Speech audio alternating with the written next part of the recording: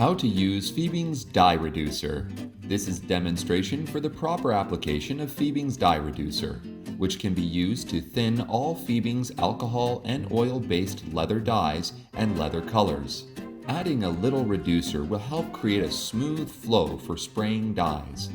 Depending on the ratio of reducer to dye, it creates a transparent effect for colors similar to watercolors. It enables the creation of a variety of shades from faint to rich dark colors.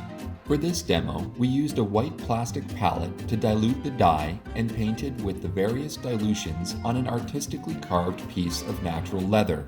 You can pour Fiebings Dye Reducer directly from the bottle into your palette, or for more control, you can fill and use a small plastic squeeze bottle as we have. This gives more control when dispensing the reducer into your palette or container of dye. For 100% dye color and darkness, do not add any reducer. To create a light, faint version of the color dye, add a lot of reducer to your dye, about 4:1 ratio.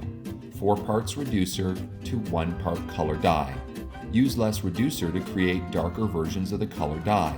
We recommend you test each dilution of your dye on a scrap piece of leather used for your project so you can see exactly what it will look like after it dries. That is how you properly use Fiebings Dye Reducer. Buy this product directly from Fiebing.com or other Fiebing dealers.